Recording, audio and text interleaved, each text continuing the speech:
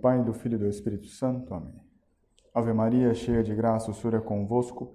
Bendita sois vós entre as mulheres, e bendito é o fruto do vosso ventre, Jesus. Santa Maria, Mãe de Deus, rogai por nós, pecadores, agora e na hora de nossa morte. Amém. Maria, auxílio dos cristãos, Rogai por nós. São Bento e São Mauro. Rogai por nós. Em nome do Pai, do Filho e do Espírito Santo. Amém. Boa noite a todos. Salve Maria. Bem, hoje o tema da aula é umas noções preliminares sobre a missa. Graças a Deus, a missa tem se expandido no Brasil. Tem vários lugares já onde se reza ou onde se começa a se rezar. Parece que existe uma boa demanda reprimida aí. Então, ela está se expandindo, graças a Deus. E aí, por conta de um aspecto prático, algumas vezes que nós assistimos missa, eu particularmente, nos deparamos com algumas pessoas que pedem alguma orientação, ou nós vemos que a pessoa está perdida ali no meio da missa, né? Se vê que é uma pessoa que nunca viu, e então procuramos dar algum auxílio. Então, essa aula de hoje é propriamente é tudo aquilo que eu gostaria de falar para a pessoa, mas por conta do tempo, porque no meio da missa não se pode falar, não dá para falar, né? Então a gente fica meio que limitado ali. E outro aspecto é o seguinte, muitas pessoas vêm com uma preocupação de seguir a missa no folheto ou alguma coisa para ler. Não que isso não seja importante, tem a sua importância, tem a sua devida importância.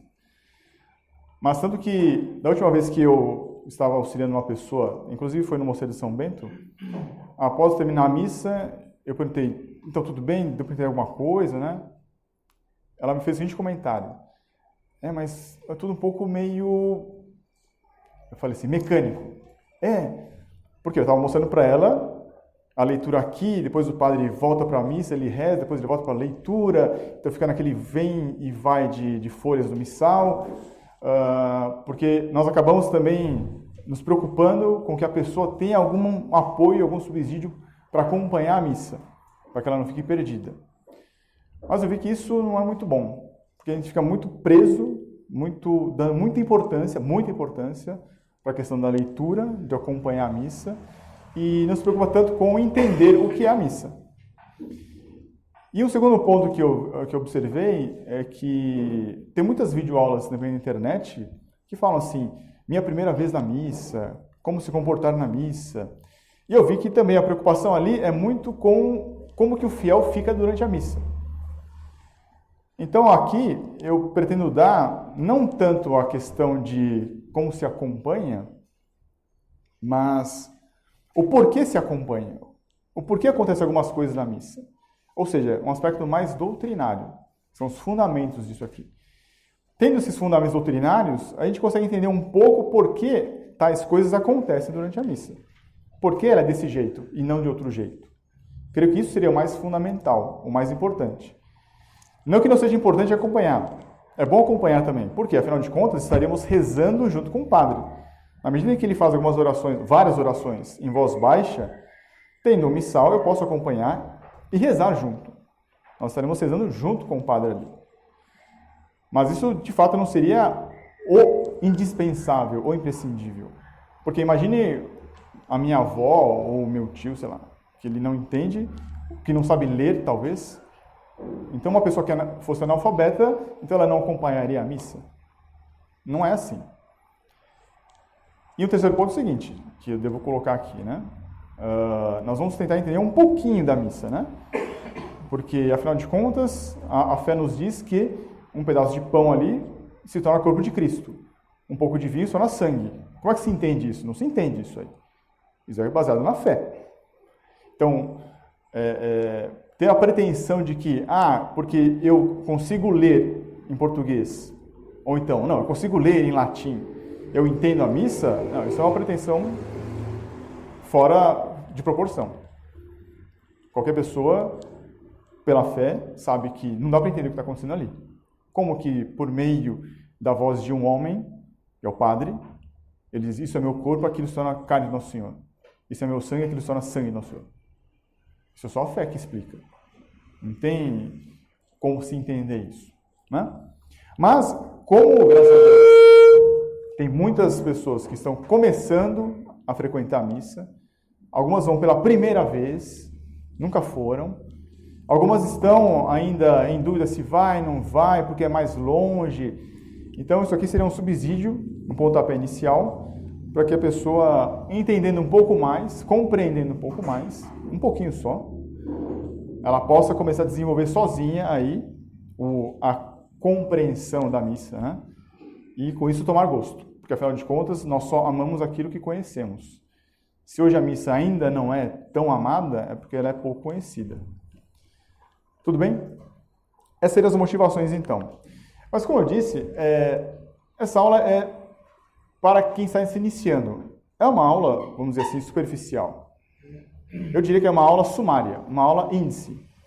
Eu coloquei aqui alguns títulos. No canal Floss Carmelli tem outras aulas que são bem mais profundas. Em particular, eu cito aqui na época, o padre Divaldo, ele deu 5 videoaulas sobre a missa. Aqui é bem profundo, então quem quiser pode se aprofundar nisso. Na parte histórica, tem uma aula sobre a formação do rito romano, na parte histórica aí. Uma que me parece indispensável para se compreender, o que eu vou falar algumas coisas aqui, tanto que eu vou falar e vai ficar um pouco no ar assim. Mas por que assim? Muita coisa é por causa da doutrina da redenção, porque Nosso Senhor veio e morreu por nós, porque Ele morreu por nós, morreu na cruz.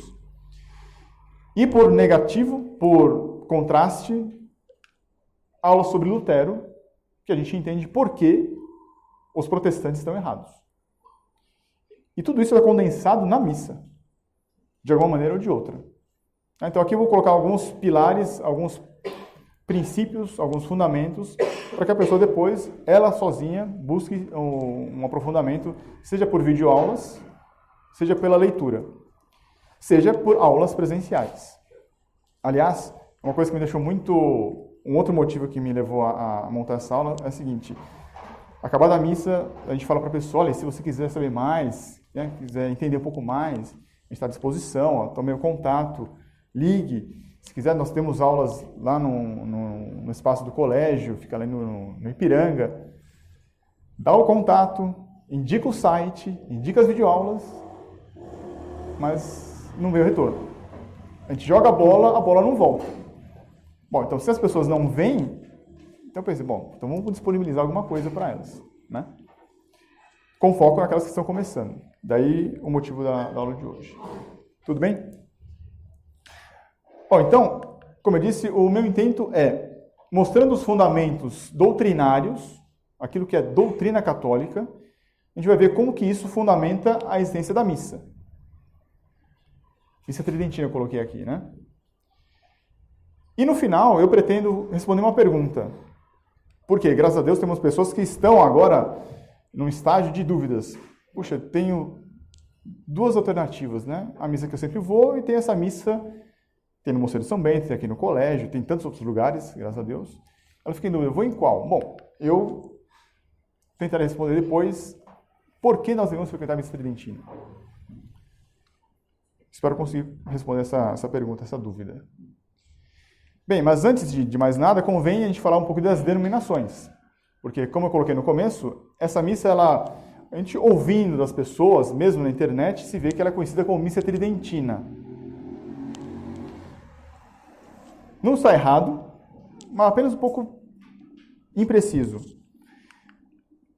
Ela é conhecida bastante popularmente por missa em latim, ou a missa com o padre de costas para o povo. Bom, que ele está de costas para o povo é verdade, né? A gente vai ver que isso também é impreciso. Que é em latim?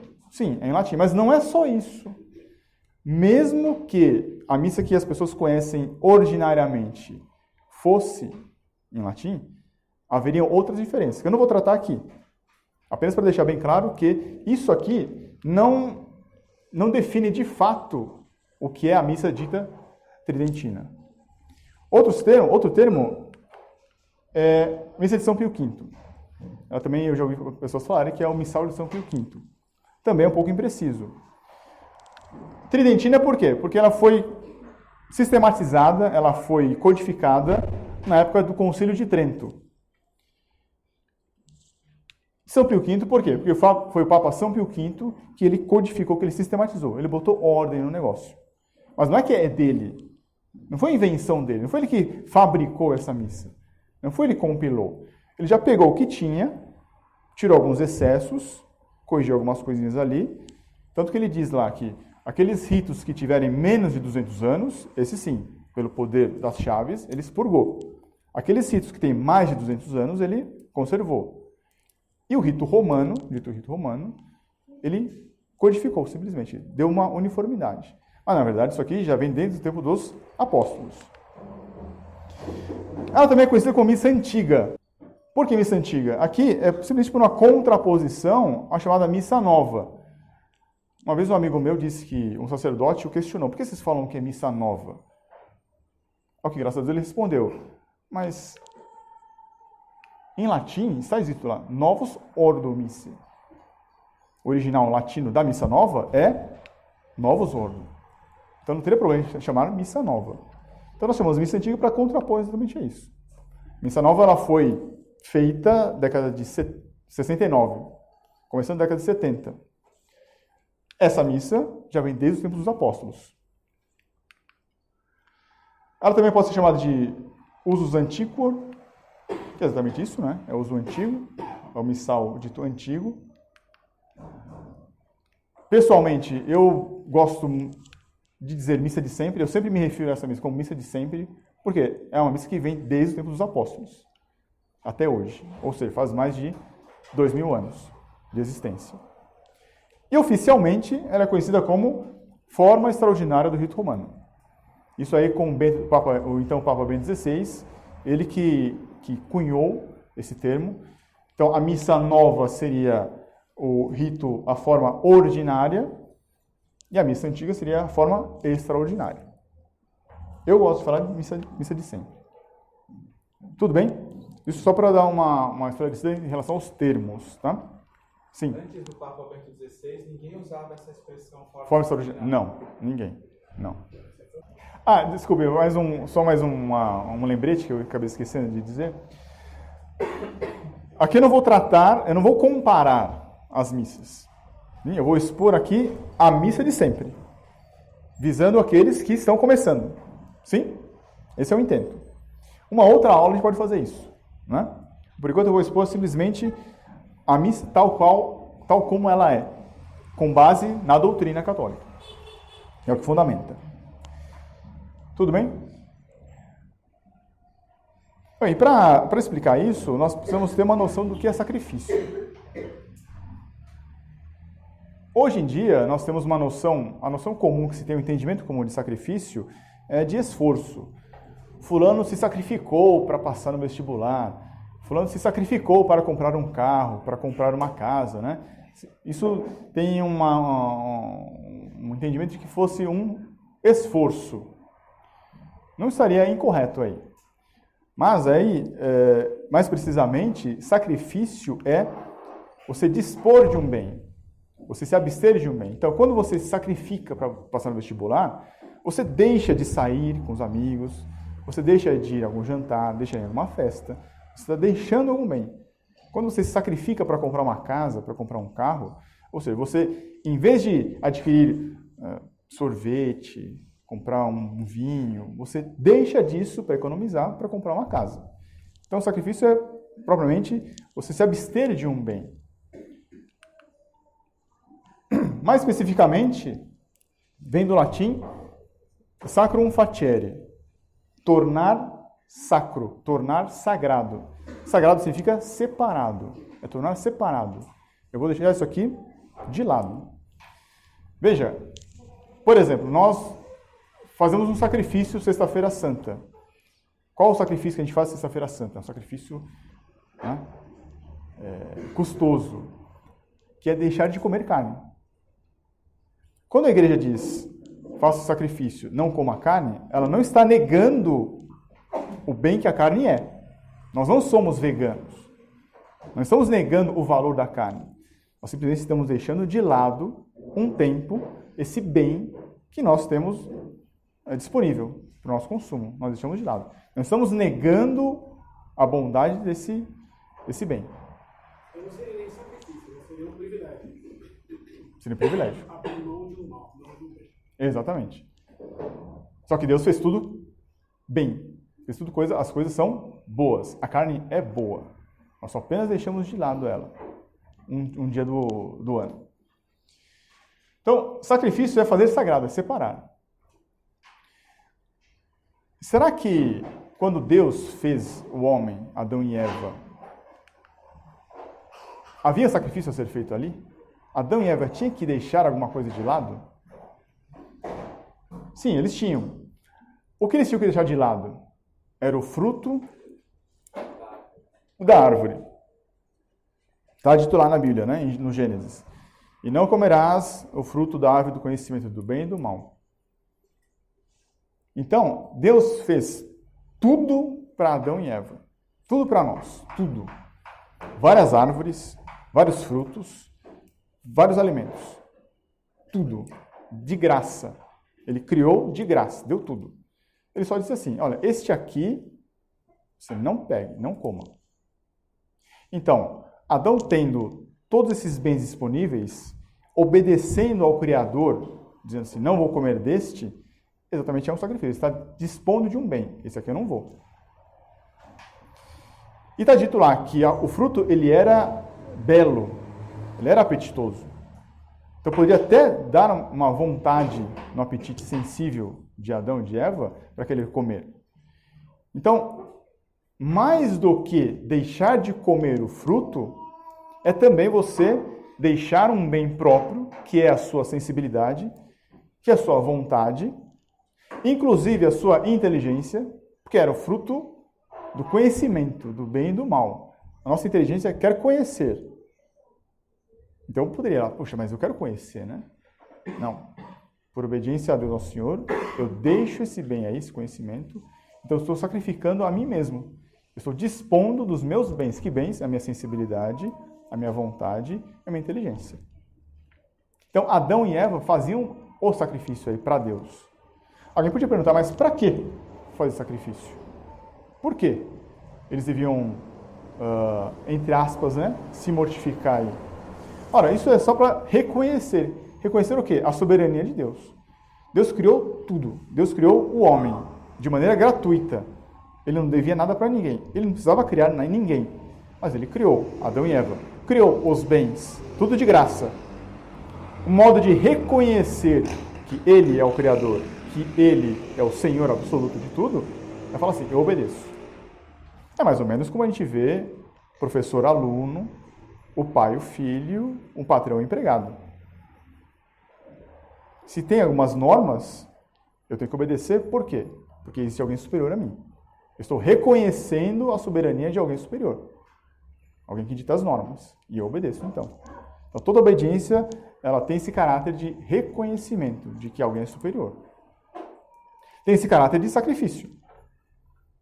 Por isso que a gente fala para as pessoas, né? Olha, tudo bem, o chefe ali falou uma coisa, foi meio injusto, mas passa, né? Passa isso aí. Faz esse sacrifício. Ofereça esse sacrifício. Então, o sacrifício é provavelmente reconhecer que Deus é o Criador e Senhor absoluto. Daí, isso aqui já é uma lição contra os protestantes, porque eles dizem que nós adoramos as imagens. Ninguém aqui reconhece uma imagem como Deus o Criador. Isso chama-se idolatria. Não. As imagens nós não reconhecemos como Deus o Criador. Reconhecemos como Deus o Criador, Deus unitrino. Ele é nosso Criador e nosso Senhor absoluto. Se Ele quiser me tirar a vida, Ele tira. Ele é o Senhor absoluto. E por outro, o sacrifício tem esse caráter de retribuição. Ora, quando a gente recebe um favor, é muito natural que a gente queira retribuir esse favor em agradecimento. Na mesma medida. No mínimo tem um obrigado, né? Esse obrigado é reconhecer que você recebeu um favor, né? Ora, é muito comum, por exemplo, ter aquela brincadeira de final de ano de amigo secreto. Ou por que nós damos um presente para alguém que é querido? Porque estamos reconhecendo que a pessoa foi boa para nós, estamos devolvendo um bem para ela. Né? Então, o sacrifício aqui tem esses dois caráteres de adorar e de agradecer.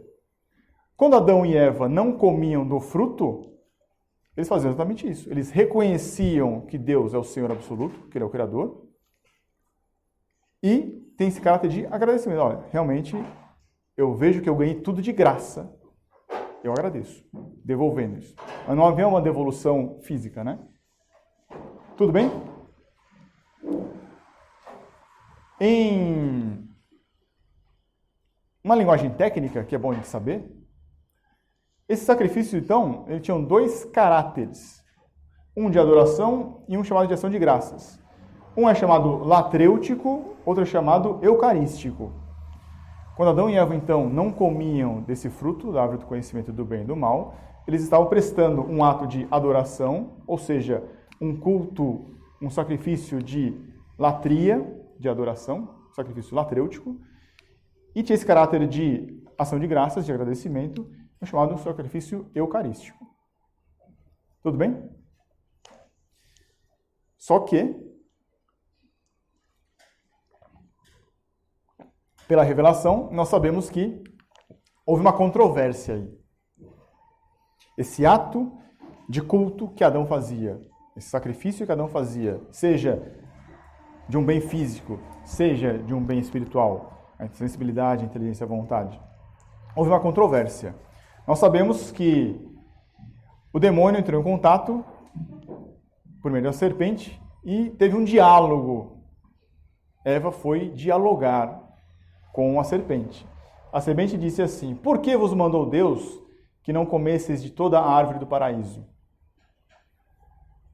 Ela retruca. Deus nos mandou que não comêssemos o fruto da árvore que está no meio do paraíso, a árvore do conhecimento do bem e do mal. Todas as outras podia comer. Já começa uma mentira aí. Mas é o demônio traçando um diálogo aí. E ela continua, né? E nem que a tomássemos, não suceda que morramos. Ou seja, quem comer da árvore do conhecimento do bem e do mal ia ter como castigo a morte. Ia morrer. E o que o demônio retruca? Vós de nenhum modo morrereis. Imagina, seu pai está falando, tem que ir à missa. Não precisa ir à missa. Mas o pai está falando que, olha, não escuta essa música. Não pode escutar assim. No fundo, o que está dizendo? Seu pai está mentindo. Isso não é verdade. Foi dito aqui. Deus diz para mim, não coma, senão eu vou morrer. Não, você não vai morrer. No fundo, está dizendo, ele é mentiroso. Ele está mentindo para você. Após esse diálogo, então, nós sabemos que, infelizmente, Adão foi lá e comeu. Ou seja, ele teve um ato aí, ele transgrediu a norma, a regra, e ele satisfez a sensibilidade, a sua vontade, e pensou satisfazer a sua inteligência. Teria o conhecimento do bem e do mal. Ele seria como deuses, né? Ora, quando ele fez isso, exatamente, ele acusa Deus de mentiroso. Ele aceitou o que a serpente disse. Ele deu as costas para Deus aí. Porque exatamente, quando a gente desobedece o superior, a gente está falando assim, quem manda aqui sou eu. Você não manda aqui. Eu dou as costas para ele. Aqui é só um parênteses. Quem está se convertendo, e vale uma dica aqui para um argumento que eu aprendi com o professor Orlando, né? Sem dúvida alguma. Quando eu estava me convertendo, um amigo meu falou assim, nossa, você está ficando muito esquisito, Emerson. Olha, não vai pela cabeça de ninguém. Não vai pela cabeça de ninguém. Siga seu coração, tá bom? O importante é, siga seu coração, porque, olha, não vai pela cabeça de ninguém, você é você e acabou. Se eu fosse seguir o meu coração, concordo que eu estaria, na verdade, seguindo quem? Ele, né? Meu amigo. Porque ele falou, não siga esse, siga seu coração. Se eu tivesse obedecido, eu teria seguido ele. Ou seja, nós sempre estamos seguindo alguém. Sempre estamos. Deus nos fez assim. Isso aí valeria uma outra aula, né?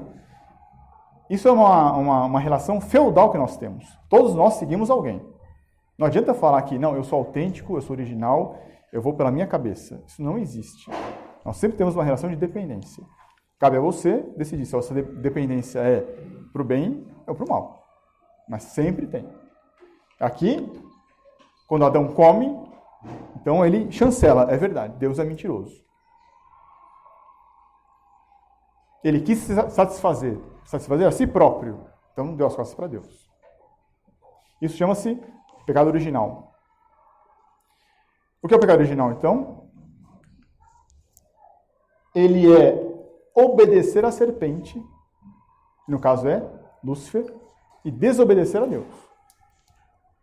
Ora, então, Adão, quando come do fruto, quando ele se satisfaz, na verdade, ele estaria fazendo como se eu tivesse caído nessa, teria seguido o meu amigo, né? Não ia pela cabeça dos outros, ia pela cabeça dele. Ou seja, aqui, ao desobedecer ao Criador, ele estava abrogando o sacrifício que Deus ao Senhor instituiu, não coma desse fruto, Deus instituiu esse sacrifício, e ele fez um novo sacrifício. Ele fez ao comer. Para quem? Para a criatura chamada Lúcifer. Tivemos aqui então a primeira guerra litúrgica do mundo. Deus fez um sacrifício. O homem fez um sacrifício. O homem optou por aquilo que ele fez. Deu as costas para Deus. Ele abrogou o sacrifício divino. Primeira guerra litúrgica. Quais foram as consequências disso aí? Consequências: inimizade com Deus, claro, né? Vivia Deus ali em diálogo com Adão, na brisa da tarde. Conversava com ele. Não tem mais isso. Aí naquela aula sobre redenção, se explica por que Adão adquiriu uma dívida infinita. Como pagar isso agora? Porque todo crime tem que ter um castigo proporcional. Se o crime é contra a divindade, tem que ter um castigo infinito, porque a divindade é infinita. Isso é tratado na aula sobre redenção. E alguns castigos. Ele não tinha mais acesso ao paraíso, o céu ficou de portas fechadas, e agora, para se manter na vida, a vida terrena que ele tinha, agora ele tinha que ter o suor do rosto e as dores do parto. Ou seja, para se manter vivo e para propagar a vida, isso ia ser feito em meio a dores, a esforço, ao suor do rosto. Mas Deus é misericordioso. Deus é justo, dá castigo, mas ele é misericordioso. Ele deixou, digamos assim, uma maneira de aplacar essa justiça divina por meio de um novo sacrifício. Agora o sacrifício precisa responder a isso aqui. Como responder? Esse sacrifício teria que pagar essa dívida infinita. E em linguagem técnica, ela chama-se, tem um caráter propiciatório. O caráter propiciatório do sacrifício é de saldar essa dívida aqui. E tem um caráter de pedir auxílio. Para quê? Para eu continuar a minha vida, para eu propagar a vida, para poder ter acesso ao céu. O caráter de pedir auxílio, né? Caráter impetratório. Ou seja, de pedir, petição. Obter novas graças para poder levar minha vida aqui na terra. Então agora, o sacrifício, ele recebeu dois novos caráteres aí. Após o pecado original, tinha 2, recebeu mais 2. Agora, o sacrifício que Deus novamente institui, que ele regra para que Adão e Eva e a sua descendência faça, para que tenha adoração, a verdadeira adoração, um agradecimento, a remissão dos pecados cometidos e a ajuda para a vida que se leva, ela tem 4 caráteres aqui: latrêutico, eucarístico, propiciatório e impetratório. Isso a gente vê já no primeiro sacrifício que é feito por Abel. Abel ofereceu um sacrifício, ofereceu um cordeiro, a morte de um cordeiro. Caim ofereceu os frutos da terra.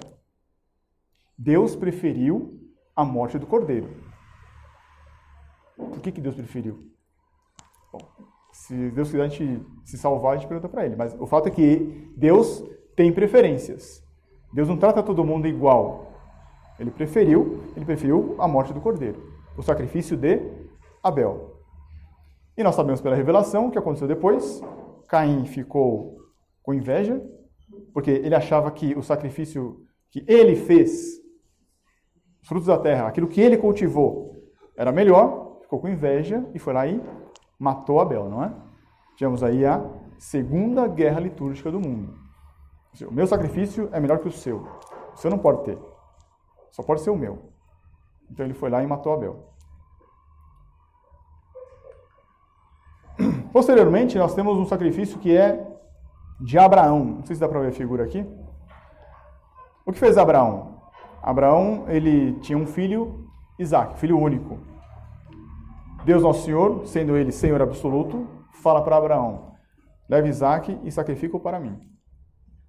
Abraão, sendo obediente, reconhecendo que Deus é o Senhor absoluto da vida e da morte, foi lá e foi obedecer a Deus.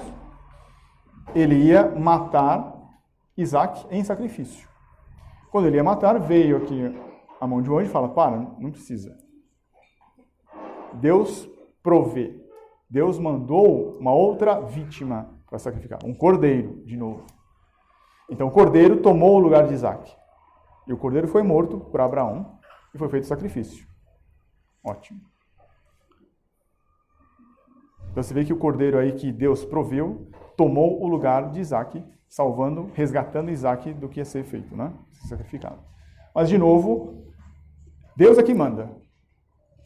E ele aceita. O sacrifício é a morte de um cordeiro.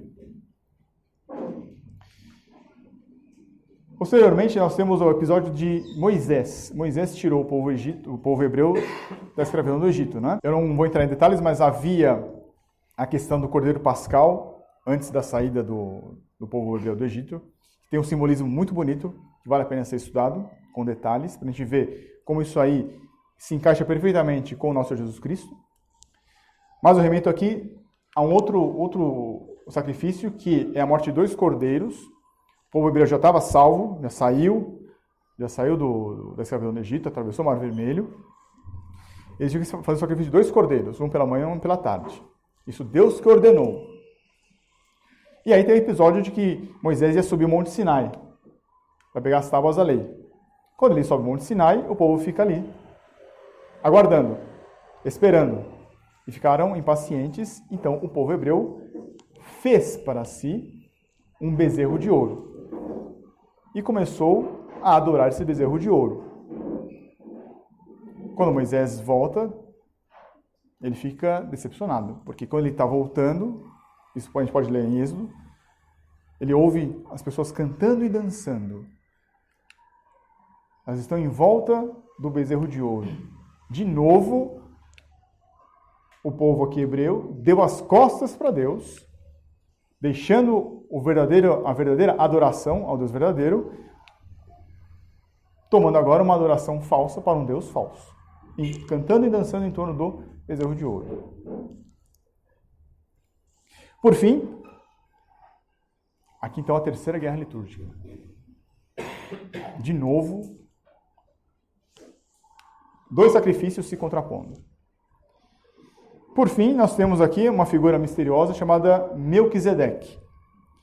Melquisedeque ele é citado em Gênesis, no capítulo 14, mas ele é retomado praticamente, literalmente, na carta aos Hebreus, capítulo 7. E o que está dito lá? E Melquisedeque, rei de Salém, trazendo pão e vinho, porque era sacerdote do Deus Altíssimo. Então, Melquisedeque, ele era sacerdote do Deus Altíssimo. Por quê? Porque ele estava trazendo pão e vinho. Sem pai, nem mãe, sem genealogia, sem princípio de dias, sem fim de vida. Essa é uma figura misteriosa, porque não tem começo e não tem fim. Essa é provavelmente a figura de Deus Nosso Senhor, Nosso Senhor Jesus Cristo. Por quê? Diz lá São Paulo, e tornando assim semelhante ao Filho de Deus, ele permanece sacerdote para sempre. Então aqui é uma prefiguração do sacerdócio de Nosso Senhor Jesus Cristo. Isso aqui é tudo do Antigo Testamento.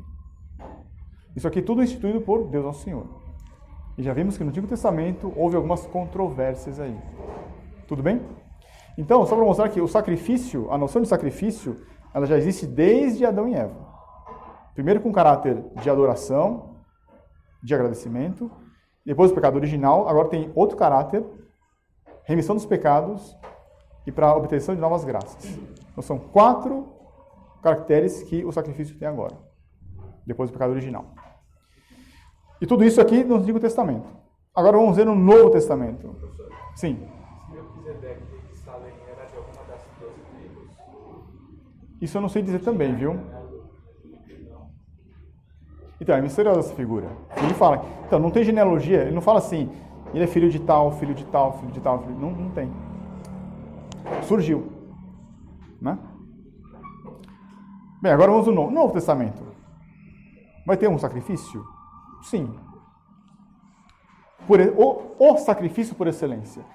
Tudo aquilo que estava no Antigo Testamento, na verdade, eram prefigurações, eram símbolos, tinha sua eficácia ali, mas não tinha eficácia de tirar as pessoas do seio de Abraão, que seria o que nós conhecemos por limbo, mas tinha sua eficácia ali, uma prefiguração, mas que se resolve, que se explicita com o sacrifício de nosso Senhor Jesus Cristo no Calvário. Porque Ele mesmo revela. Eu nasci e vim ao mundo para dar testemunho da verdade. Eis o Cordeiro de Deus, eis o que tira o pecado do mundo. Ele veio pagar aquela dívida infinita e Ele veio dar testemunho da verdade. Ele veio restabelecer a justiça contra Deus nosso Senhor. Nosso Senhor foi acusado de mentiroso. Ele veio falar assim, não, Deus é veraz. Então, Ele veio dar testemunho da verdade. Ele veio tirar o pecado do mundo. Então, Ele veio trazer esse caráter da verdadeira adoração ao verdadeiro Deus, Deus não mente, e Ele veio também tornar Deus propício, é o caráter propiciatório, ou seja, tirar o pecado do mundo. Saldar aquela dívida infinita contraída por Adão. Tudo bem? Então, porque exatamente, ele se intitula Eu sou o Cordeiro de Deus. São João Batista aponta, né? Eis o Cordeiro de Deus, ele não nega, ele é o Cordeiro de Deus. Ele é aquele que vai ser morto. Assim como Isaac, lá em Abraão, carregou a madeira para o sacrifício de holocausto que ia ser feito, prefigurando ao Senhor Jesus Cristo, ao Senhor Jesus Cristo carrega a madeira da cruz. Carrega a cruz para o Monte Calvário. Subir o monte para efetuar o sacrifício. A diferença é que, com Abraão, veio um anjo e falou, não precisa. Substitui ele. Aqui não vem nenhum anjo, não vem nenhum homem dizer, não precisa, deixa que eu vou no lugar. Não, ele é que veio no lugar de nós. Nós é que deveríamos ser sacrificados na cruz. Ele é que veio e falou assim, não, deixa que eu vou no lugar deles. Isso tem tudo a ver com a instituição da Eucaristia, trazendo pão e vinho na última ceia, dizendo, isso é meu corpo, esse é o cálice do meu sangue. Isso são palavras dele. Ele mesmo disse, este é o meu corpo que será dado por vós para a remissão dos pecados. Então, existe aqui uma ligação, um liame, entre o que ele instituiu na última ceia com o sacrifício com a morte do Calvário. E tem mais uma diferença. Até ali, e mesmo nos povos pagãos, os povos pagãos também faziam sacrifícios. Eles pegavam pessoas, matavam, animais matavam. Mas sempre o sacerdote é alguém e a vítima a ser sacrificada é outra. Nosso Senhor Jesus Cristo, não. Ele é o sacerdote, ele é a vítima. É ele mesmo que se oferece em sacrifício para restaurar a verdade, para pagar os pecados. Então, ele é sacerdote e ele é vítima. Ele oferece o sacrifício e ele é a vítima a ser sacrificada. Isso é uma inovação sem precedentes em todos os povos que faziam algum sacrifício para a divindade. Porque sempre o sacerdote é um e a vítima é outra. Aqui não, é ele mesmo. Tem até um autor que fala, puxa, será que hoje em dia o pecado está tão espalhado porque o sacerdote se preocupa mais em ser sacerdote e não ser vítima? Ou seja, de fazer sacrifícios para o povo. Isso me lembra São João Maria Vianney. São João Maria Vianney foi para uma paróquia em que o povo era duro, teimoso. Então demorou para ele converter. E ele ficava em prantos, porque ele dizia, esse povo não se converte por quê? Porque eu estou falhando. Então ele fazia mais mortificações ainda, mais sacrifícios ainda, para a conversão do povo. Ele não se preocupava com ele, ele se preocupava com o povo. Ele se fazia também de vítima, imitando ao Senhor, se fazendo de vítima. Então, nosso Senhor Jesus Cristo vem e estabelece na verdade, ele realiza tudo aquilo que foi prefigurado no Antigo Testamento. Ele é a vítima sacrificial, ele é o sacerdote que vai oferecer esse sacrifício. Ele realiza de fato o negócio. Mas houve controvérsias também. Já naquela época já houve controvérsias. Ele disse, isso é meu corpo, isso é meu sangue, que será derramado por vós, que será dado por vós, para o perdão dos pecados. Mas, São Paulo já nos disse que houve uma controvérsia aí. Então, ele dando uma bronca em na população de Coríntios. De sorte que, quando vos ajuntais num lugar, não é para comer a ceia do Senhor. Não tens, porventura, casas para comer e para beber? Vocês estão vindo aqui, vocês não vêm aqui para comer, não vêm aqui para fazer ceia. Vai comer na casa de vocês, aqui não. Ou desprezais a igreja de Deus e envergonhais os que nada têm? Que vos direi? Louvar-vos-ei? Nisto não vos louvo. Porque naquela época, alguns fiéis, os coríntios, já começavam a pensar que, como Deus instituiu lá na última ceia, mas lembrando que nosso Senhor diz lá, o evangelista diz, terminada a ceia, ele tomou o pão, eles já pensavam que não, que aquilo era uma ceia de fato. Tanto que eles comiam e bebiam. São Paulo fala, não é.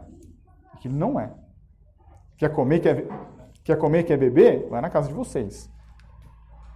Na igreja de Deus, não. Então. Já aqui, nos tempos apostólicos, já ouvi uma quarta guerra litúrgica aí. É ou não é? E nós vemos essa controvérsia chegando até nos dias de hoje. Procurando aqui não dá para ver. Aqui você tem um pessoal cantando e dançando. E aqui você tem uma mesa posta com um cálice, uma taça com vinho, com pão. Isso aqui está onde? Isso aqui está numa igreja chamada Verbo da Vida, culto de Santa Ceia. Um outro local que eu vi, que tem, olha aqui, a mesa posta, né? Isso aqui é uma igreja evangélica luterana no Brasil. Quer dizer, filiada à igreja evangélica luterana. Isso aqui é a ceia pascal. Então, existe ainda essa confusão, né? E isso tem tudo a ver com uma outra parte doutrinária chamada presença real de Nosso Senhor. Presença real e verdadeira de Nosso Senhor na hóstia consagrada. Por quê? Porque aí São Paulo continua. São Paulo diz assim, portanto, qualquer que comer este pão ou beber o cálice do Senhor indignamente, será culpado do corpo e do sangue do Senhor. Porque o que come e bebe indignamente, come e bebe para sua própria condenação, não discernindo o corpo do Senhor. Então, atrelado a isso, essa questão da ceia, havia a questão, é corpo ou não é? É carne de Nosso Senhor? É sangue dele ou não é? Então, São Paulo, já naquela época, advertia, tem que discernir, tem que distinguir. Não é meramente pão, não é meramente vinho. É corpo, é sangue de Nosso Senhor Jesus Cristo. Tanto é que isso vem até hoje. Mas na Idade Média, eu li num livro que circulava na Idade Média, após a revolta de Lutero, uma gravura, eu, infelizmente não achei essa gravura, mas eu reproduzi aqui com o que o autor descreve. Então na gravura estava assim, quem diz a verdade?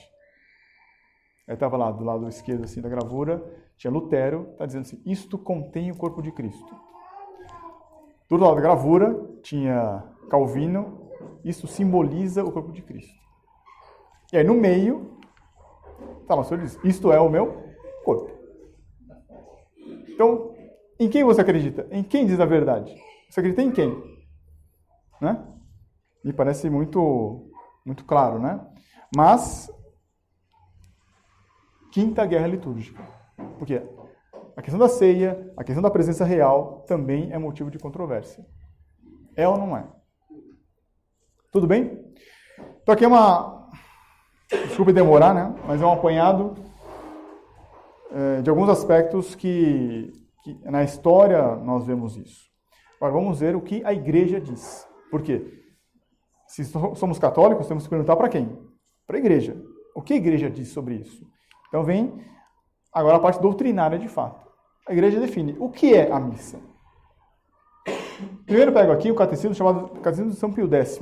Esse catecismo foi feito pelo Papa São Pio X, 1910, 1917. Primeira década do século XX. Então é uma coisa bem fresquinha para nós. E graças a Deus esse livro é vendido nas livrarias. Todo mundo tem acesso.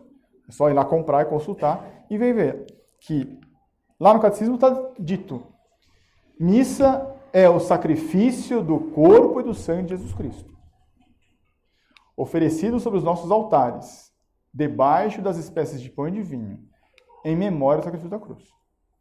Então a igreja falando, São Pio X, Papa, Santo, tem o catecismo já fala. É sacrifício, não é ceia. Do corpo e do sangue. É corpo e é sangue, não é símbolo. Um pouco mais aprofundado, é um catecismo chamado Catecismo Romano. Esse catecismo romano, ele surgiu como uma compilação do que foi resolvido no Concílio de Trento. Esse concílio foi feito para combater os erros protestantes. A questão da missa estava lá presente. E o que diz o Catecismo Romano? Graças a Deus também está à venda nas livrarias. Qualquer um pode adquirir. Na verdade, quando estava prestes a se imolar-se a Deus Pai no altar da cruz, não podia nosso Salvador dar prova mais cabal do seu imenso amor para conosco, do que esta, de deixar-nos um sacrifício visível. Nosso Senhor Jesus Cristo ele se sacrificou na cruz e nos deixou um sacrifício visível. Continua lá. Em renovação daquele que pouco depois ia consumar-se na cruz. Havia o sacrifício da cruz e nosso Senhor Jesus Cristo, segunda pessoa da Trindade, nos deixou um sacrifício visível em renovação daquele que ia se consumar na cruz. De maneira cruenta. Na cruz, verteu sangue, cruento, uma vez por todas, e cuja memória a igreja havia de celebrar todos os dias, com o máximo proveito em toda a redondeza da terra. Então aqui o Concílio de Trento é um concílio dogmático, vinculante, que a Igreja Católica instituiu, dizendo, olha, isso aí, missa é um sacrifício em renovação ao sacrifício do Calvário. É o que São Pio X colocou lá de maneira resumida. E agora, o Papa Pio XII, década de 50, escreveu uma encíclica chamada Mediator Dei, e lá podemos encontrar essa mesma definição. Claro, porque a verdade não muda. A igreja não pode se contradizer. Diz uma coisa e depois, por conveniência do momento, fala outra coisa. Na Mediator Dei de Pio XII diz, a igreja, pois, fiel ao mandato recebido do seu fundador, continua o ofício sacerdotal de Jesus Cristo, sobretudo com a sagrada liturgia, e o faz, em primeiro lugar, no altar, onde o sacrifício da cruz é perpetuamente representado e renovado, apenas com a diferença do modo de oferecer, que é o modo incruento. Então, e aqui está no meio do texto, né? Mas eu destaco aqui, fiel ao mandato recebido pelo seu fundador, Jesus Cristo. Continua o ofício sacerdotal. Qual é o ofício sacerdotal? Oferecer o sacrifício.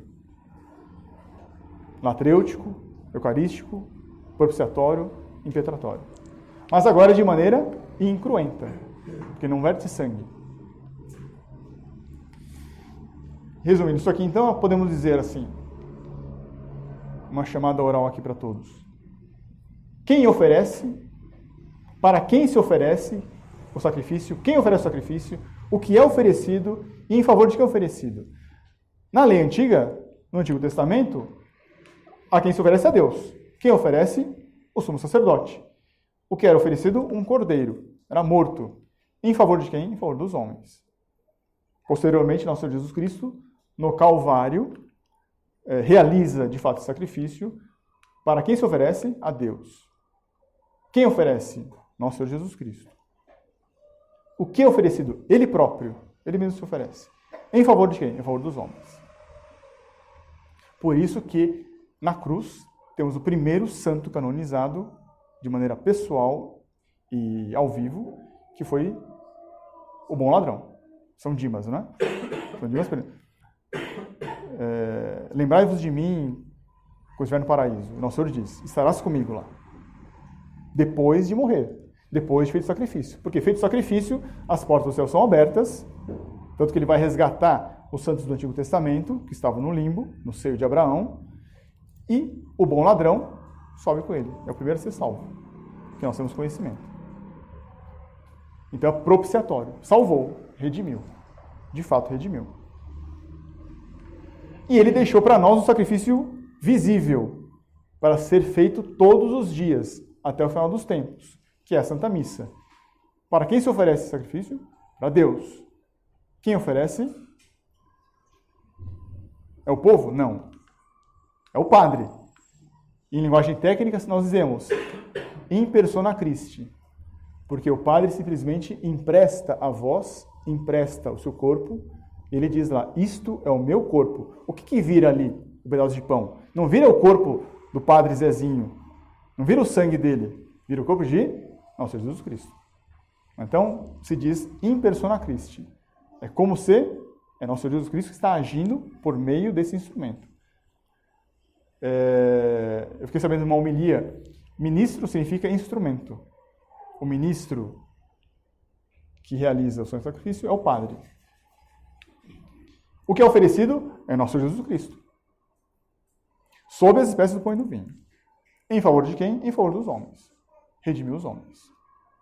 Então, com o Calvário, nós tivemos a restauração da justiça. Deus é veraz, ele não é mentiroso. Restauração da amizade, a dívida foi paga. Agora o homem pode ser amigo de Deus. Mas não sereis como deuses, sereis filhos de Deus. Nós somos todos aqui filhos de Deus. Filhos adotivos, nós somos filhos. Por nós somos filhos, nós temos direito a uma herança. Qual herança? É o céu, o paraíso é acessível. Agora, até a gente chegar lá, nós estamos aqui nessa vida, nesse vale de lágrimas, como rezamos no Salve Rainha. Aqui é um vale de lágrimas. Para nós podermos suportar esse vale de lágrimas, temos as graças que advêm desse sacrifício. Só que isso foi conseguido lá no Calvário, né? Isso aqui é renovado todos os dias na Santa Missa. E na Santa Missa, o valor dela é Deus que morre, não é? É Deus que morreu no Calvário. Tem um valor infinito.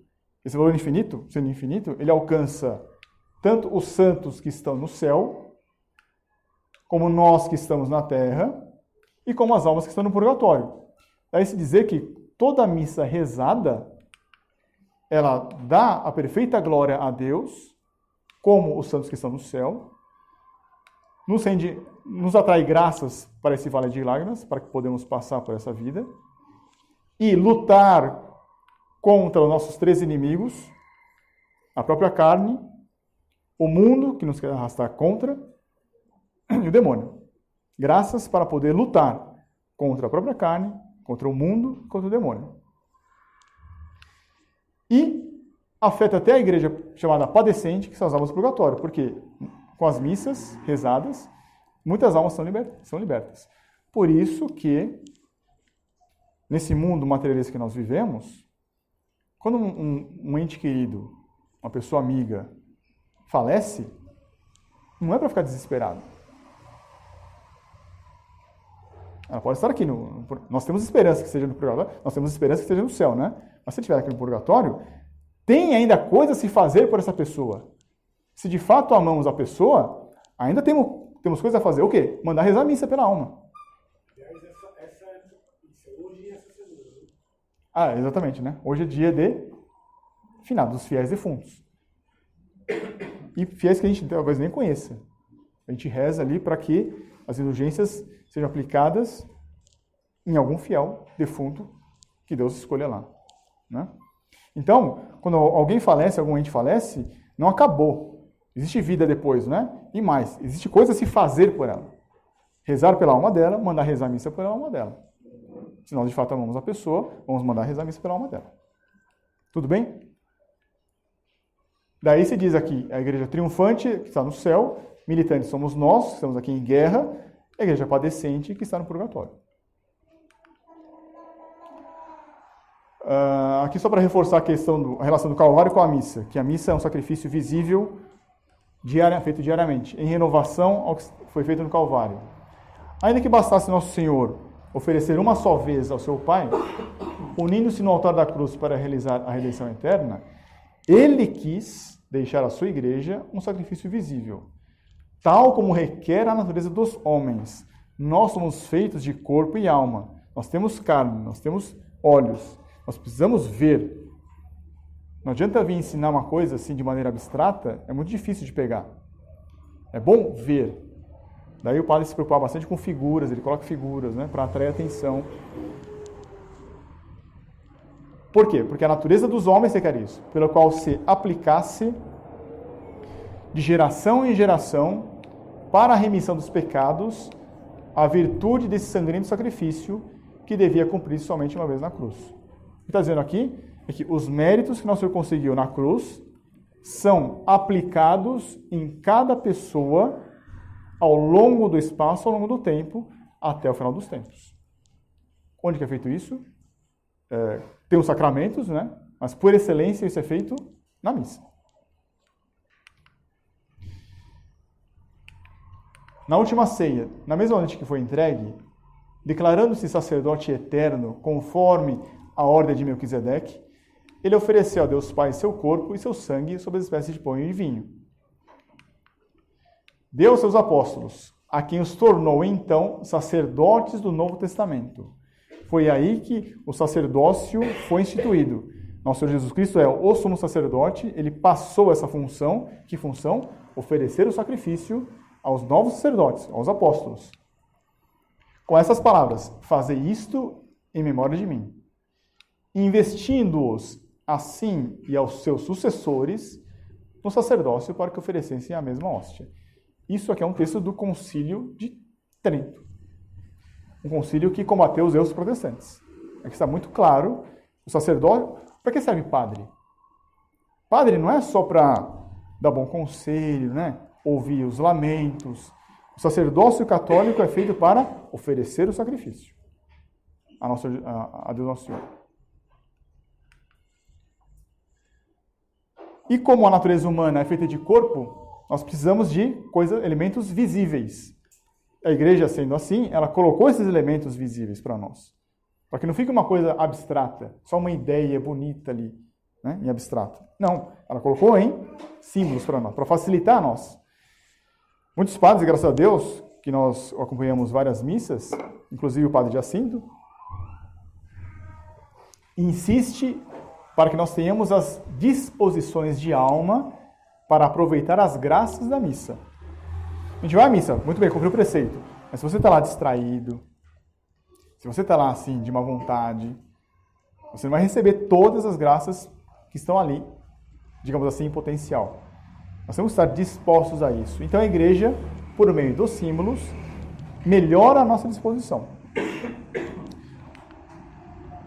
O que diz lá? Em torno desse sacrifício se fazem muitas cerimônias, sobremaneira solenes e grandiosas. Nenhuma delas deve ser considerada inútil ou inexpressiva. Pelo contrário, todas elas têm por fim realçar a majestade de tão sublime imolação e mover os fiéis, dar as devidas disposições aos fiéis, que contemplam os ritos salutares, a considerarem as realidades divinas que se ocultam nesse mesmo sacrifício. Quem diz isso é o Catecismo Romano. Então, os elementos que estão ali simbólicos não é meramente uma questão de, como eu já ouvi falar, infelizmente, porque esse pessoal é muito afetado. Toda a pompa que existe ali é exatamente para mover nós fiéis. Tem fiéis que não sabem ler, que são analfabetos, mas vendo o símbolo ali, entende tudo. Isso também instrui o fiel. Preocupado com isso, a igreja colocou esses vários símbolos. Por isso que nenhuma delas deve ser considerada inútil ou inexpressiva. Não é inútil. Está ali é por um motivo. No mínimo, alguém vai entender, se tiver boa vontade. Então, coloquei aqui alguns exemplos. Por exemplo, começar pela arquitetura. Em muitas igrejas antigas... Que formato que é esse aqui? Aqui é em São Miguel Paulista, aqui em São Paulo. Cruz. Aqui é o Mosteiro de São Bento. Cruz. A igreja, ela se preocupou em colocar a própria arquitetura do prédio de maneira que expressasse isso. Afinal de contas, nós somos da religião da cruz. Qual o sinal do católico? A cruz. Então, o santo sacrifício do Calvário deveria ser feito num local que fosse simbolizado por uma cruz. De fato. E mais, nessas igrejas antigas, o altar onde se realiza o sacrifício, ele fica do lado leste. A entrada da igreja fica do lado oeste. Depois fiquei sabendo que oeste em latim é oxidare. E me lembrou uma parte da química chamada oxidação. O que é que oxida? O ferro. O ferro enferruja. O ferro morre. Oeste é onde o sol morre. Aqui é a zona da morte. O fiel está aqui na zona da morte. Pagão, não é filho de Deus. Para ele entrar na igreja, para entrar na barca de Pedro, que é uma cruz, a Arca de Noé, no Antigo Testamento, é um símbolo da igreja. Quem ficou de fora, morre. Para entrar na igreja, você tem que passar pelo batismo. Como é que você entra na igreja? Pelo batismo. Por isso que o batistério ficava aqui, logo na frente. Por isso que a cerimônia do batismo começa fora da igreja. Porque você tem uma criatura de Deus, você não tem um filho de Deus. A criança primeiro é a criatura. Se ela for batizada, ela se torna filho de Deus. Tem que ir no batistério. Mas não fica aqui. Quando estamos na igreja, temos que ir para frente, né? Em direção ao altar do sacrifício. No meio do caminho, você pode cair, não é? Então você acaba cometendo pecados. Por isso que no meio do caminho tem o confessionário. Você vai lá e confessa os pecados, obtém o perdão, graças ao sangue de Nosso Senhor, que foi derramado na cruz. Taquite de novo, continua essa caminhada. Para onde? Para o altar do sacrifício da cruz. Não é à toa que a igreja fazia dessa maneira assim. Porque a nossa salvação está na Arca de Noé, que é a barca de Pedro. E essa barca é a cruz. Tanto que todo pai, ao dar a bênção no filho, dá a bênção como no filho? Com o sinal da cruz. Nós estamos oferecendo a cruz de Nosso Senhor para ele. E é uma bênção para nós, porque é a nossa salvação. Tudo bem? E por que o altar tem que ficar no leste? Porque está dito que no final dos tempos, Nosso Senhor vai voltar, a segunda vinda, para o fim do mundo, e voltará do Oriente, voltará do leste. Por isso que todos nós ficamos durante a missa voltados para o leste, como que aguardando essa segunda vinda aí. Enquanto ele não vem, de modo pessoal ali, para o fim do mundo, nós o adoramos aqui no altar. Quando o padre diz, isso é meu corpo, isso é meu sangue. Aqui ficou ruim um pouco a imagem, né? Só que lá no altar tem um local chamado presbitério. Ali é o local do sacrifício. Ali só entra o sacerdote. O sacerdote que é o sacerdote consagrado, né? Que foi ordenado. Nós somos leigos, não, ficamos de fora. Deus, ele trata de maneira desigual. Nós não somos sacerdotes, nós ficamos fora dali. Ali quem entra é só o sacerdote para realizar o sacrifício. Não dá para ver aqui, mas tem esse cercado aqui.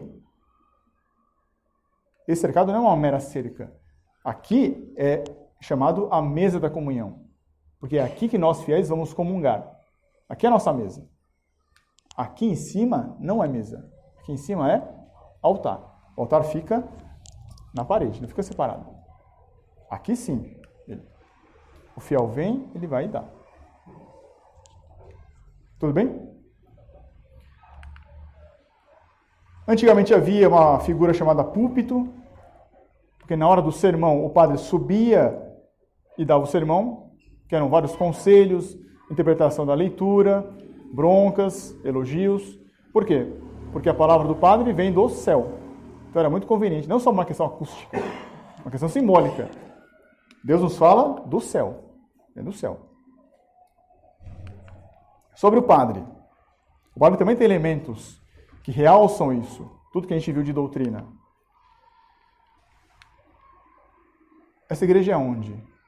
Podia ser em Minas Gerais, podia ser em Salvador, podia ser em Portugal, não importa. Mas aqui foi em Mogi das Cruzes, mas não foi eu que tirei a foto, peguei da internet. Quem é esse padre? Não importa se a missa quem está é o padre Zezinho, se é o Luizinho, se é o Izinho. É um sacerdote que age em persona Christi, na pessoa de Cristo. Ele usa aqui um paramento chamado casula. Eu gosto muito das casulas que têm forma de cruz. Por quê? Porque quando ele começa a subir o altar, que é um lugar alto, não é como se nosso Senhor Jesus Cristo estivesse subindo o Monte Calvário com a cruz nas costas. Para fazer o quê? Para fazer o sacrifício. Ele vai lá.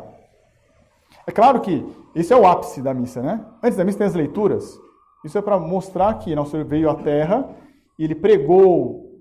Tanto que o padre vai de um lado, lê a epístola, ele vai do outro, lê o Evangelho. Então ele andou pela Terra pregando e ensinando o povo.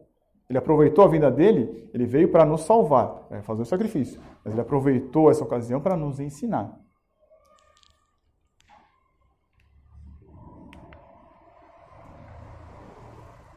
Aqui é uma cena que se vê, poucas pessoas reparam nisso. O padre diz, isso é meu corpo. Aquilo é corpo do nosso Senhor Jesus Cristo. Não é pouca coisa. Alguma partícula pode ficar grudada no dedo. Para evitar que essa partícula, mesmo que seja pequenininha, caia no chão, então até o final da missa, o padre vai ficar com esses dedos pinçados. Aqui acho que não dá para ver muito bem, né? Mas ó, ele pega só com os dedos, polegar e indicador. No Catecismo Romano diz que se algum padre não tivesse um desses dedos, ele não era ordenado. Tinha que ter esses dois. Aqui acho que está um pouco mais visível. Até para pegar o cálice, então, ele não abre esses dedos. Ele pega o cálice assim, usando os outros dedos. Para receber a comunhão. Mesma coisa. Isso é para mostrar o zelo que a igreja sempre teve. Não é só zelo. A crença que nós temos que de fato está ali corpo, sangue, alma e divindade do nosso Senhor. E que nada pode ser desperdiçado. Caindo no chão. Nada pode ser desperdiçado. Em qualquer fragmento da hóstia. Assim como um espelho que se quebra, aquele pedaço de espelho reflete tudo, aquele fragmento de hóstia é nosso Senhor Jesus Cristo inteiro. Não é particionado. Daí então o cuidado que o padre tem de pegar cada hóstia, não derrubar, dar na boca do fiel. Não é dar na mão do fiel, é dar na boca dele. Eu vou falar daqui a pouco sobre isso. Aqui eu queria falar sobre esse outro paramento chamado manípulo. Esse manípulo aqui, pelo que eu li, ele indica nobreza e autoridade. Ou seja, seria a excelência da pessoa que está aqui, que é o Senhor Jesus Cristo. Quando vamos cumprimentar um padre, é como a gente pedir uma bênção para ele. Então a gente abaixa, beija a mão dele. Então um bispo nós ajoelhamos e beijamos o anel do bispo. Se é o Papa, ajoelhamos com os dois joelhos e beijamos o anel do Papa. Isso não é, como já ouvi dizer, afetação de tradicionalista. Nós estamos prestando honra a quem ele representa, que é nosso Jesus Cristo. A honra ali não é para o padre Zezinho, Luizinho. A honra ali é para nosso Jesus Cristo. Isso que estamos prestando aí. Esse manípulo, então, mas eu já ouvi também uma outra interpretação, simboliza as cordas que seguraram o nosso Jesus Cristo. Tanto que, quando o padre vai ler o Evangelho, ele tira. Porque a palavra de Deus não pode estar presa a ninguém. Ela é livre quando vai pregar no sermão. Sobre o gregoriano. O canto oficial é o gregoriano. São orações cantadas, propriamente cantadas. E somente a voz. É o próprio instrumento criado, o homem, que louva ao seu Criador. Mas para que isso? Aí São Tomás nos diz. Isso aqui eu tirei de um livro chamado Introdução ao Espírito da Liturgia, que então o Cardeal Ratzinger escreveu, o então Papa Bento XVI. Lá ele diz, citando São Tomás, para que a alma dos fracos seja incitada em maior medida à piedade. Ou seja, de novo, para dispor a alma do fiel para aquilo que vai acontecer. O canto ajuda, então, a predispor a alma do fiel. O louvor oral é necessário não por causa de Deus. Então, aquele pessoal que fica gritando, aleluia, glória a Deus. Não precisa disso aqui. Mas o canto, o gregoriano, é por aquele mesmo que louva. Ele faz bem para quem canta, para melhor dispor a alma do fiel. Para tomar consciência de que Ele, Deus, é digno de ser louvado por uma música solene. Não é uma música qualquer. É uma música sagrada, uma música separada para Deus. Não é uma música profana. Por isso que o canto que a igreja colocou é o gregoriano, tem que ser o gregoriano. E não tico-tico no fubá. Sim? E aqui, olha o que o então Bento XVI diz. Louvar é em si um movimento, um direcionamento. É mais do que compreender. É compreender, mas é mais que isso. Mais do que saber, mais do que fazer. É uma subida, é um contato com aquele que tem sua morada em meio ao canto de louvor dos anjos. Então não é meramente isso. É a gente elevar a alma para Deus, dispor a alma para Deus. Isso o canto ajuda. E de fato, quem começa a ir à missa, começa a perceber isso. Isso é fatal. Basta ir e vai acontecer. Bem dizer, ele cita Santo Agostinho, ele diz assim, os pássaros cantam, mas eles cantam algo que não compreendem. Mas nós que aprendemos a cantar as palavras divinas na igreja, nós devemos ter em conta o que está escrito. Bem-aventurado o povo que exulta com a sua inteligência. Então eu já ouvi muita gente falar assim, poxa, eu vou na missa tridentina porque lá eu me sinto bem, sabe? Lá é uma atmosfera de louvor, uma atmosfera de adoração. Tudo bem, é verdade. Mas ficar só nisso, não. É com a inteligência. Lá nós cantamos orações, vou mostrar uma daqui a pouco, muito inteligente. O padre lê leituras da Bíblia, são inteligentes. O sermão é inteligente. O que está por trás disso tudo, que é a verdade encarnada, fala a inteligência. Então não é para sentir uma coisa boa lá. Pode sentir, mas não é só isso. Olha só. Isso aqui é o canto chamado Adoro te devote. Diz lá, na cruz estava oculta somente a vossa divindade, mas aqui oculta-se também a vossa humanidade. Na cruz, eu só via um homem, eu não via Deus. Agora, eu não vejo nem Deus, nem homem. Eu, contudo, crendo e professando ambas, peço aquilo que pediu o ladrão arrependido. Ah, aqui ficou ruim. Só que isso aqui está em latim. Mas tem a tradução? Tem. Então, quando alguém for numa missa e começarem a cantar Adoro te devote, aliás, isso é uma coisa, toda música ela tem como título o começo da música. Adoro te devote são as primeiras palavras dessa oração cantada. Esse é um poema que São Tomás de Aquino fez. Então ele colocou em poema uma doutrina. Que doutrina? Que é nosso Jesus Cristo que está ali. Morreu na cruz, que agora está na hóstia. Ó Jesus, que velado agora vejo, peço que se realize aquilo que tanto desejo, que eu veja claramente vossa face revelada, que eu seja feliz contemplando a vossa glória. E aqui vem em latim. Sobre o latim. O famoso latim, né? O latim eu não entendo nada, né? Será que não entende nada mesmo? Será que não é uma questão de se acostumar?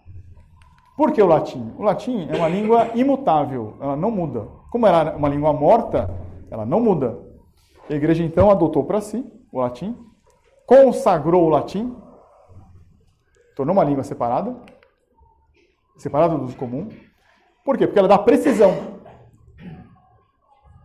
Tanto que vários trabalhos científicos medievais eram escritos em latim, porque dá precisão à coisa. O que eu estou querendo dizer é isso aqui, não é outra coisa.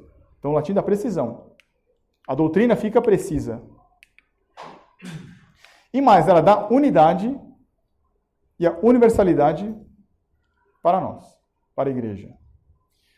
Já tivemos aqui uma experiência recente, veio aqui um cardeal americano. O cardeal americano fala em inglês. Mas na hora de rezar, nós rezamos em latim.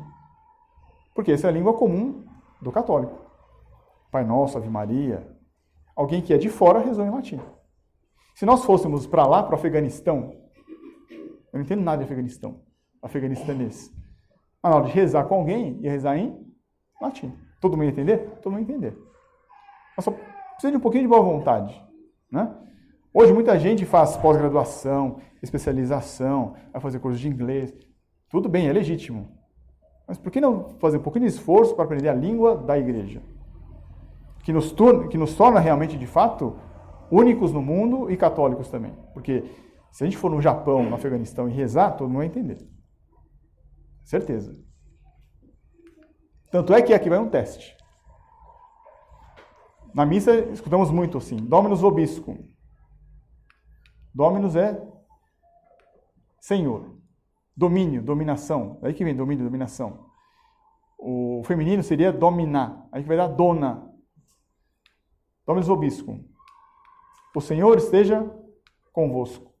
Resposta que se dá na missa e com o teu espírito. Eu devolvo isso. O Padre deseja para mim que Deus seja comigo e eu devolvo. Que Ele seja também com o Senhor. Ele com o Espírito tuo. Qui pro vobis et pro multis. Que para vocês e para muitos. De fato, que por vós e por muitos. Não é muito parecido com o português? Então não teria problema com o latim. Aliás, nos papéis, nos panfletos, tem lá um bloco em latim e um bloco em português. Debita nostra, debitoribus nostra. O que é débita? Débita lembra? Débito. Nossa dívida, nossa débita, nossa dívida, nossos devedores, debitoribus nostros. Débita é dívida, debitoribus devedores. Aqui é uma oração do ofertório, muito bonita. Suscipe Sancte Pater. O que é Sancte Pater? Puxa, que difícil, né? Não sei, Sancte Pater deve ser o quê? Onipotens eterno Deus. Puxa. Immaculata Hostia. Bom. Suscipe, recebei. Hanc esta. Recebei, Santo Pai, onipotente eterno Deus, esta hóstia imaculada. É muito próximo do português. Então não tem problema. Aqui só para colocar o começo de várias orações que são rezadas na missa. Então, na missa a gente tem que estar com todos os sentidos voltados para a missa. Por isso que um dos sentidos é a audição. Então a gente sabe que parte da missa está ouvindo. Quando o padre puxa a oração, igual aqui no terço. A gente puxou a oração, Pai Nosso, creio em Deus Pai. Na missa é assim, só que em latim. Então, confiteor Deo onipotente, gloria in excelsis Deo, credo in unum Deum, Pater Noster. Puxa, o que deve ser isso aqui, né? Confesso a Deus, glória a Deus nas alturas, creio em um só Deus, Pater Noster, Pai Nosso. Per omnia saecula saeculorum, ecce agnus Dei. Ave Maria, gratia plena. Salve Regina Mater. Bom, aqui tudo bem, acho que é difícil, né? Por todos os séculos dos séculos. Eis o Cordeiro de Deus. Ave Maria, gratia plena. Plena, cheia, né? Graça, graça. Ave Maria, cheia de graça. Salve Regina Mater. Salve Rainha, Mãe de Misericórdia. E assim vai. Então dá para acompanhar. Eu infelizmente não consegui encontrar uma citação do então Papa Bento XVI, em que me disseram isso, que eu tentei encontrar, não achei, em que ele fala para os fiéis, convém aos fiéis aprenderem pelo menos as orações básicas em latim. Pai Nosso, Ave Maria, o Credo, Glória. Porque se de repente viesse aqui um cardeal, ou um bispo, ou um padre, que seja, da Tchecoslováquia, ele falou, vamos rezar o terço? Vamos. Ele sabe português? Não. Você sabe tchecoslovaco? Não. Mas em latim. Daria para rezar. Daria para rezar. Quanto os fiéis também fazem parte? Fazem parte disso também. Os fiéis também fazem parte. Nosso Senhor disse, se alguém quiser vir após a mim, renegue-se a si mesmo, deixe de lado seus achismos, suas preferências. Ah, eu gostaria que fosse assim. Não, eu acho assado. Não. Renegue-se a si mesmo, tome a sua cruz e siga-me. Se alguém quer seguir ao Senhor Jesus Cristo, tem que deixar a opinião de lado, seguir o que Ele manda, tomar a própria cruz e segui-lo. Bom, se eu vou tomar a minha cruz e eu seguir ao Senhor Jesus Cristo, Ele deve ter a cruz dele. Ele levou a cruz dele para onde? Para o Calvário. Então eu também tenho que levar para o Calvário. Ah, não tem mais Calvário aqui? Não tem, mas tem a missa. Por isso temos que ir para a missa, para realizar o sacrifício.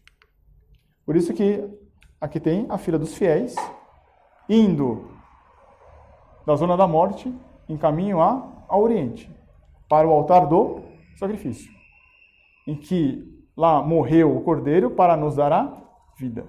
Lá que nós teremos a vida.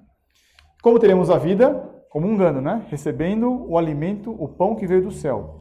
Assim como um pai ou uma mãe dá a comida na boca da criança, o Padre nos dá na boca também. Porque, afinal de contas, se vocês puderem fazer esse exercício em casa, meditar, aquilo é o quê?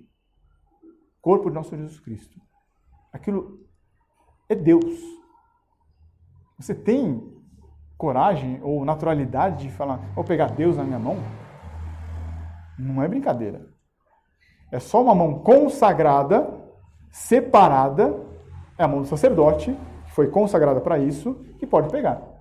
É ele que vai pegar a hóstia consagrada e dar para você.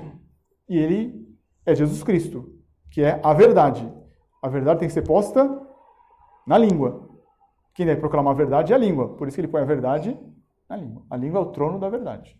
Ele deposita. Eu vou receber uma coisa que foi passada desde o Calvário. Tradição. Foi transmitida de lá do Calvário até nós. Eu vou receber isso. No final da missa o padre fala, item missa est. Ou seja, leve isso que você recebeu para fora. Porque o fiel é o capilar. O padre não chega no trabalho, não chega na escola, no ponto de ônibus, no mercado. Quem vai chegar ali? São os fiéis leigos. Recebeu a verdade? Leva a verdade agora para outro. Assim como a Nossa Senhora fez. Ela concebeu, ela foi ajudar a Santa Isabel. Saindo da missa, nós temos que ajudar os outros. Levar a verdade para os outros. Recebemos na boca. O padre é que dá. Se é um momento tão sublime, veja, aí você entende por que, então, numa missa tridentina, as pessoas vão bem vestidas. Como que eu devo me comportar na missa? Como que eu devo me vestir na missa? Ah, você deve ir bem vestido assim, tal. Tá, mas por quê?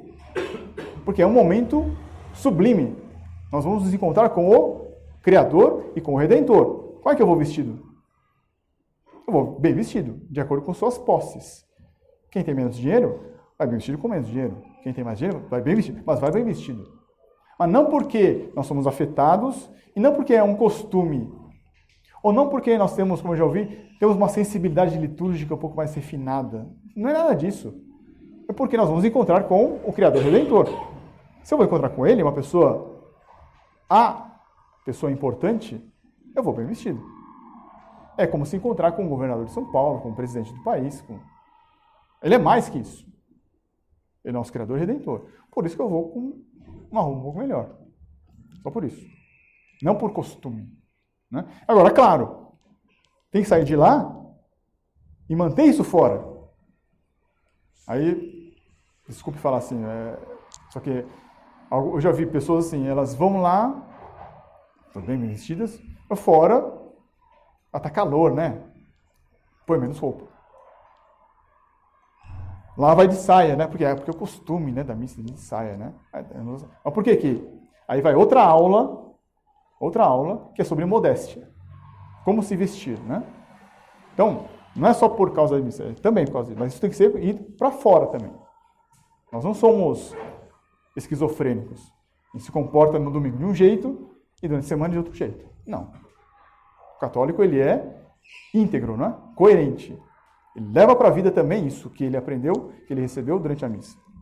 Então, para combater uma falsa noção de participação, porque as pessoas falam assim, mas lá você não participa, né? Participar não é cantar e dançar. Isso vamos ver aqui. Bento XVI falando, na época Bento XVI falando. É fato que muitos homens são mais capazes de cantar com o coração do que com a boca. Nesse caso sou eu. Os meus amigos, eles insistem para que eu vá cantar no coro também, mas falam, eu não sei cantar. Eu sei cantar com o coração. E seus corações cantam verdadeiramente quando eles ouvem o canto daqueles a quem foi dado cantar também com a boca. Quem tem competência para cantar, ótimo, né? E eu canto com o coração. A tal ponto que os primeiros, ineptos, cantam por meio destes, os aptos. E assim, o canto dos cantores e uma escuta grata tornam-se juntos um só louvor a Deus. Ouvir ou cantar com o coração, ou cantar de fato, isso não é participar? A cantar é o canto oficial, o gregoriano. Será absolutamente necessário forçar aqueles que não podem cantar a fazê-lo e assim emudecer seus corações e dos outros?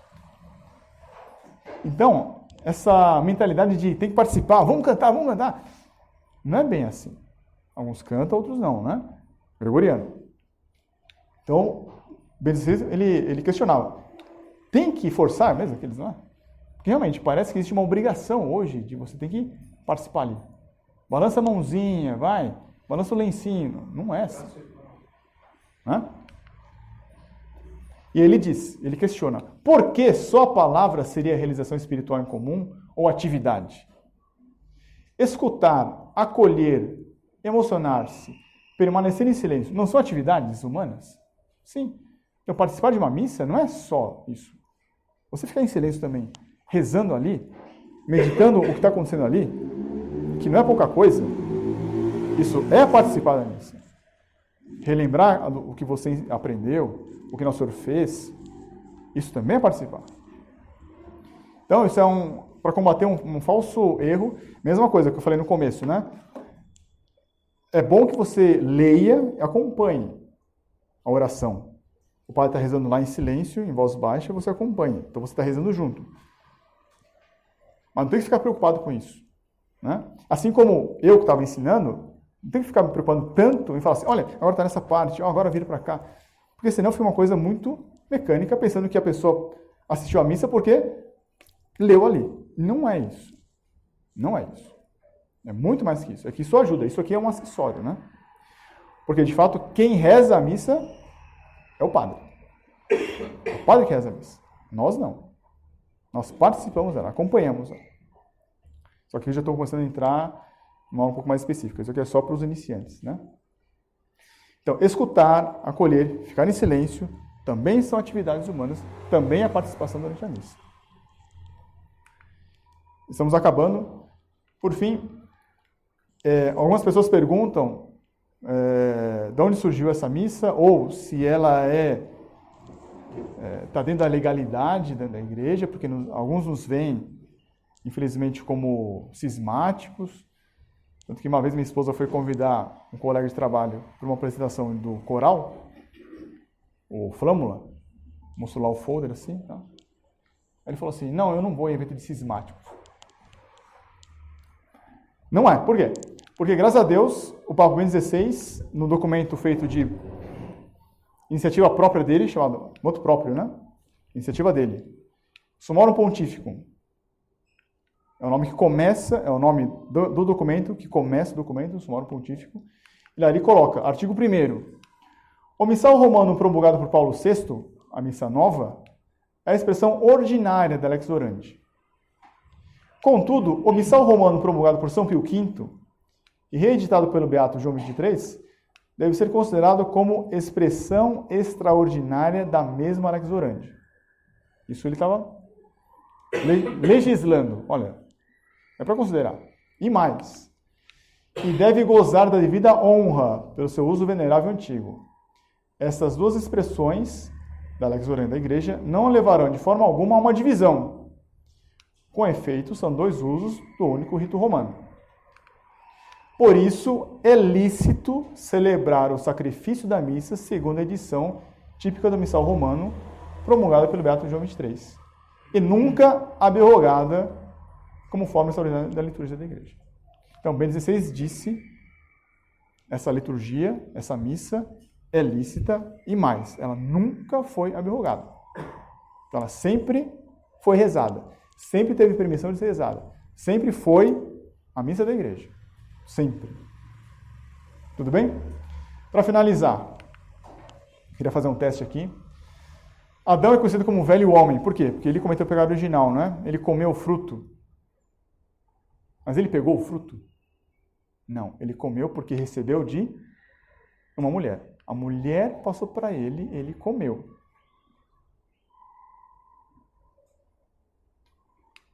A mulher passou para ele. Tom. Ele pegou e comeu. Nosso Jesus Cristo é conhecido como o novo homem, o novo Adão. Por quê? Porque ele restaurou a humanidade, ele pagou o pecado, né? Agora, ele mesmo, ele se fez vítima, ele se fez o fruto, que é para agora as pessoas comerem. Agora vem um mandato, uma ordem. Façam isto, façam sacrifício e mais. Comam. Quem não comer desse fruto, quem não comer da minha carne, não terá vida eterna. Agora tem que comer. Mas quem é que deu? Ele, Jesus Cristo. Só que isso foi no Calvário. E hoje? O Padre, um homem em persona Christi, ele é que faz o sacrifício, ele é que pega o fruto e dá na boca do fiel. Nós recebemos. Não podemos imitar Adão que pega e come. Nós recebemos isso aí. Alguma coisa que foi passada de mão em mão. Mãos consagradas desde o tempo dos apóstolos até hoje. Isso é passado para nós. E nós não somos sacerdotes. Por que, então, frequentar a missa de sempre? Por que frequentar a missa tridentina? Eu vou parafrasear aqui um texto do cardeal Ottaviani Cortella-Batti. Eles escreveram um breve exame crítico, é um opúsculo pequenininho. Então eu vou parafraseá-los. Eles dizem assim: por que frequentar a missa de sempre? Porque a missa de sempre expressa perfeitamente, no todo e nos detalhes, a doutrina da Igreja sobre a redenção, sobre a presença real e verdadeira de nosso Senhor Jesus Cristo na Eucaristia. De modo perfeito. Nós vimos alguns elementos aqui. Quem aqui começar a estudar, começar a ler, vai ver vários outros elementos, muitos outros mais. E vai ver que existe uma coerência completa entre o que a Igreja ensina e o que a Igreja reza, que se faz. E nós estamos no meio disso. Tudo bem? E com a graça de Deus, eu espero, nessa fé, viver e morrer. Tudo bem? Ok? Vamos rezar então?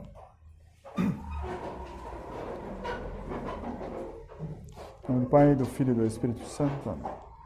Ave Maria, cheia de graça, o Senhor é convosco. Bendita sois vós entre as mulheres, e bendito é o fruto do vosso ventre, Jesus. Santa Maria, Mãe de Deus, rogai por nós, pecadores, agora e na hora de nossa morte. Amém. Maria, auxílio dos cristãos. São Bento e São Mauro. Em nome do Pai, do Filho e do Espírito Santo. Amém.